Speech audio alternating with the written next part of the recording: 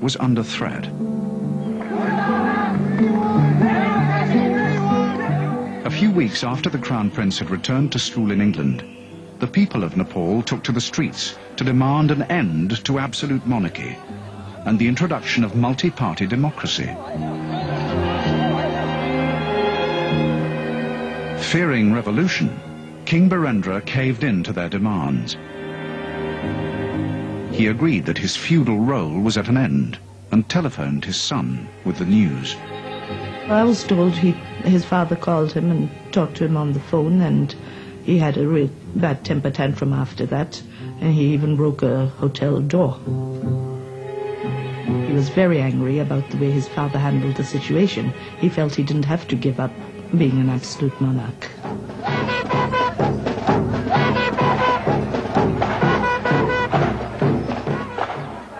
When he went to the West to study, he was the son of an absolute ruler. When he came back, he became the son of a constitutional figurehead. An enormous, enormous difference. Because the palace didn't quite change. I mean, it was the same prehistoric system that it was 250 years ago. Everything around it changed. You can go ahead and cut ribbons as many ways you can, but an educated person needs to see some growth in what he inputs. When Dipendra was 21, his father appointed him Colonel Commander-in-Chief of the Army. The post was purely ceremonial, but for Dipendra it would prove to be an opportunity to indulge his passion for military hardware. The King and Queen admired the British royal family and embraced the world of Western monarchy. But their son was left on the sidelines. His mother had more of a say in royal affairs than he did. She was a very close confidant of the late king, and as such also she had access to state matters, and therefore she was perhaps one of his principal key advisors on many happenings that took place in the kingdom. The Queen advised her husband there were only 2 girls in the entire kingdom suitable to become Crown Princess. Mother Ratna, now back at her parents' home in Kathmandu, was not one of them. Perhaps because her face was unforgettable, or perhaps because she had been forbidden to him, the Crown Prince began to pursue Devyani. Initially, I think she was a little apprehensive, getting these phone calls from someone who is the Crown Prince of Nepal. They grew to be very good friends. So she overcame her little apprehension. I think the qualities of him being caring, sensitive, considerate, also being, very persistent with her. And yes, and he was the sort of person who, once she got to know better, she fell in love with.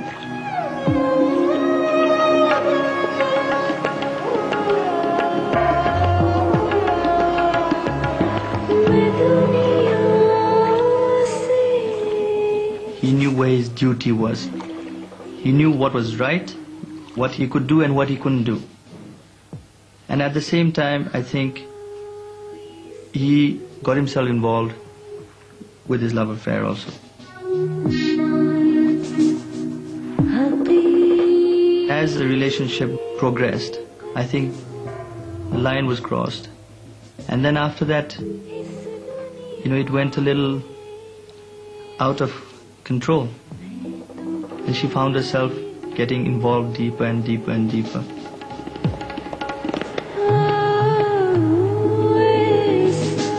I remember asking him in a very casual way, aren't you people going to get married? And I remember him laughing and saying, of course, she's the only woman I'm going to marry. And, he'd take out his wallet and I'd show me her photograph that he always carried. And said, of course, we will, but, you have to understand I need to get the approval of my parents because my father's my father, he's also my king, and I am the Crown Prince.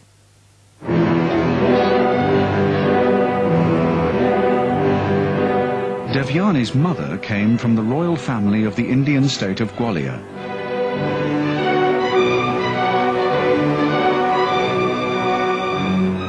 days of the Raj, these vastly rich Maharajas claimed the highest honour of a 21-gun salute from the British Army.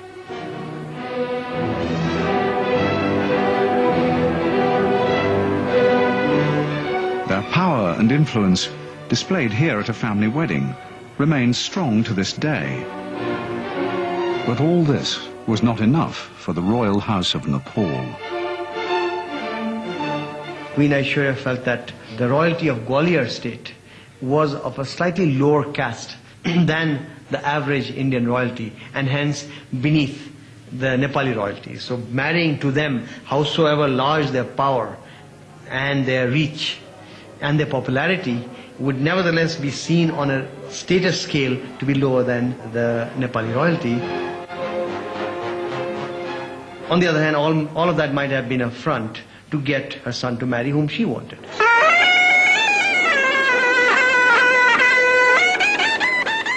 To make matters worse, Devyani's father was a politician, and from a rival clan to the Queen's own.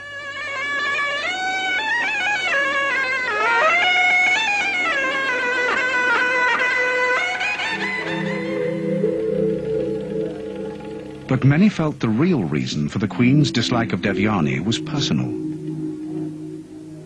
She looked ahead and feared being pushed aside. The Queen looked for allies in her battle against her son's lover. She found them in Dipendra's sister, Princess Shruti, and her new son-in-law, Gorak. More than love, I think ego might have influenced his decision, because all his life he had sort of always got what he wanted. Nobody would say no to a crown prince. Everyone would try to reason with them as to why he would be marrying this girl, or why he shouldn't be marrying this girl, or why he should, continue the traditions of the family. He shot them.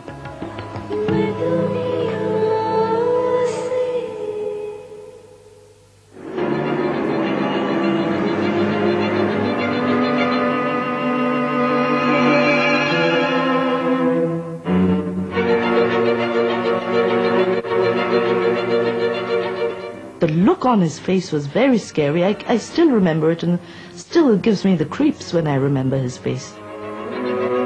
He really looked exactly like the Terminator 2. Absolutely expressionless, but very concentrated. And it still haunts me, that look of his.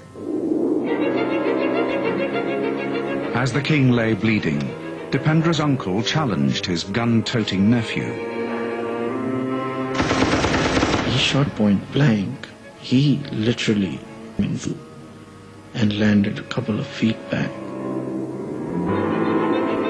Our eyes met, and it was so cool, no emotion. It's like he knew what he was doing, basically. I thought for a second maybe he was hesitating. But then, next thing I know, I had been hit.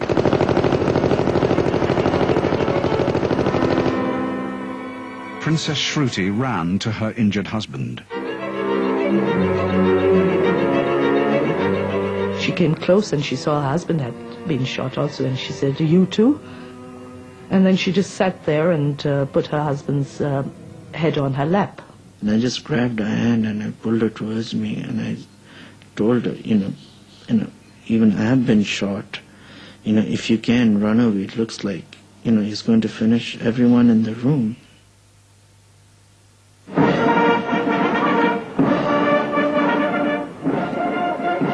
By his late 20s, Dipendra was suffering increasingly from problems all too familiar to crown princes around the world.